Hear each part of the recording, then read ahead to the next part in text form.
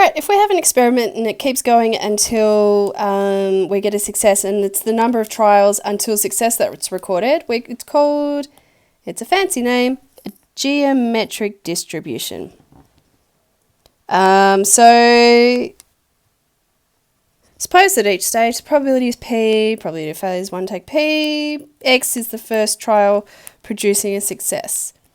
So possible values, so we could have 1 trial producing a success, 2 trials producing a success, etc. So for A, so for example, if we had X equals 1, so we've done 1 trial and it produced a success straight away, then the probability of that is just P, yeah? If we had X equals 2, then we had Q for the first one and P for the second one. If we have Px equals 3, then we've got Q for the first trial because it was failure, Q for the second trial, P for the third one. So we can generalize this as Px equals little x as, well, we always had the probability for the last one as P.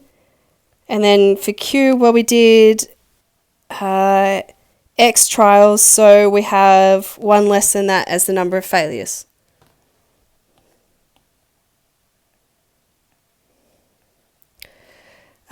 So the average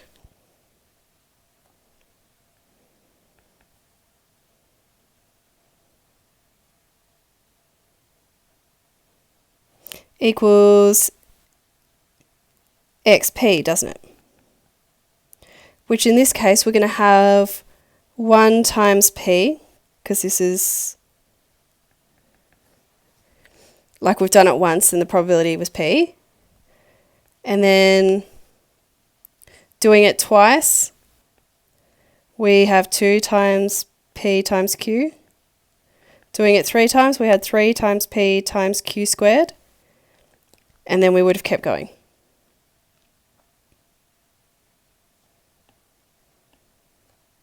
And that wasn't B, that was I and I.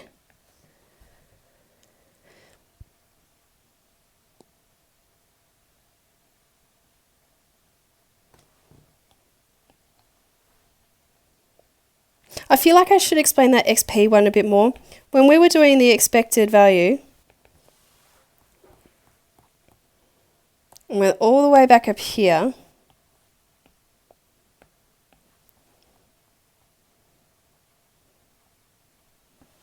we had this formula. So we had to add them up. So so with 1 trial, then the probability of getting it right in that trial was P. 2 trials, then the probability of getting that was PQ. 3 trials, PQ squared, etc. Question 3.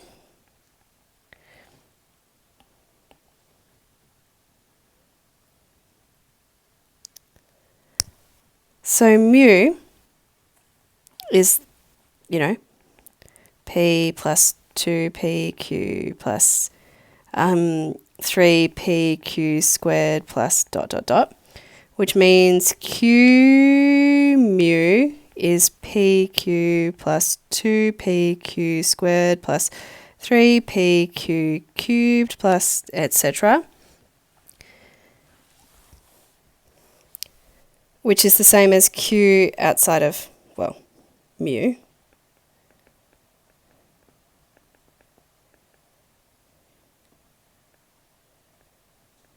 Etc.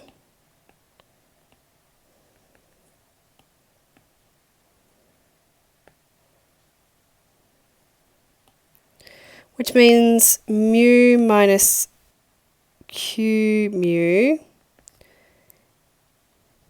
is going to be P plus PQ plus 3PQ squared plus, and you keep going, minus PQ minus 2PQ squared minus 3PQ cubed, and you keep going.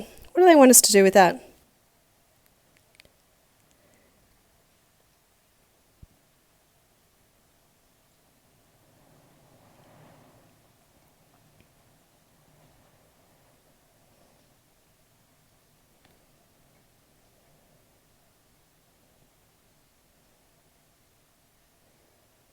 So if I put terms together, I'd have P minus PQ plus 2PQ minus PQ squared plus 2PQ squared, 3PQ squared minus 3PQ cubed.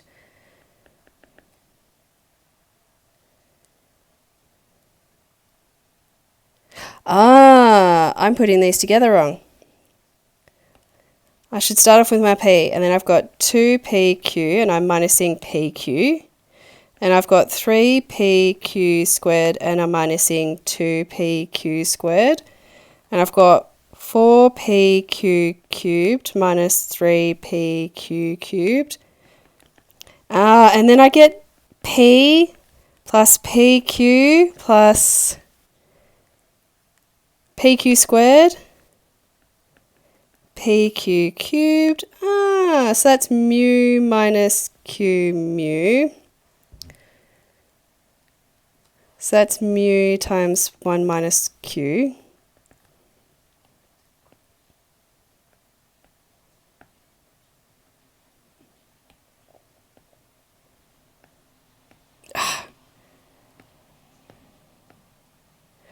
Okay, and 1 minus Q is P. So that's mu times P.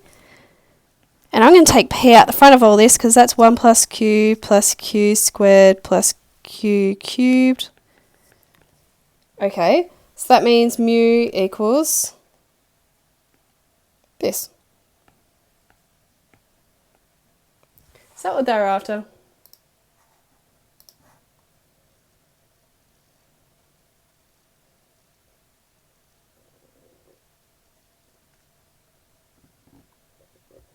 No, they had something much better.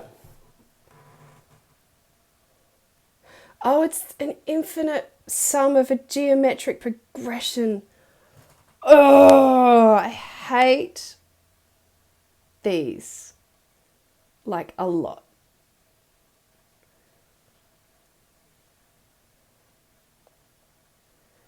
I'm actually going to have to Google what it is.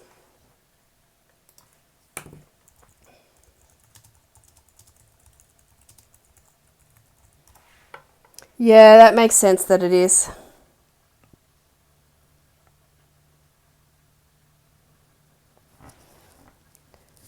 Okay. So my A1 equals 1.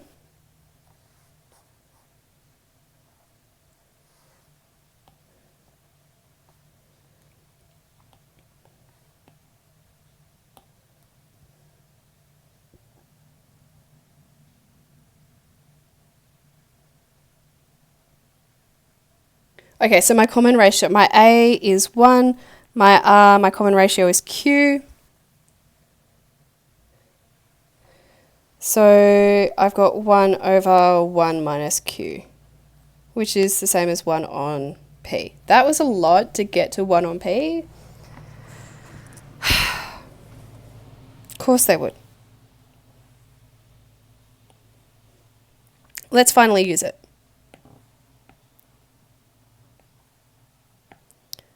Okay, so 20 patients are waiting to be seen. Every 5 minutes, a new patient will be chosen at random. What's the mean waiting time to see a doctor? 1 on P, so it should be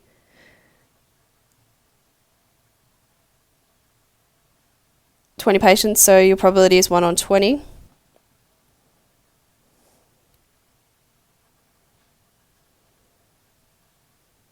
But it's every 5 minutes, so I'm just going to have to times it. Wait, no, that's...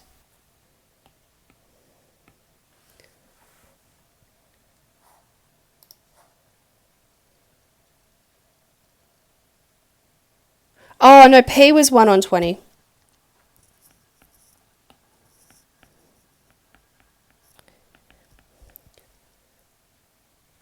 Time periods. So 20 lots of 5 minutes.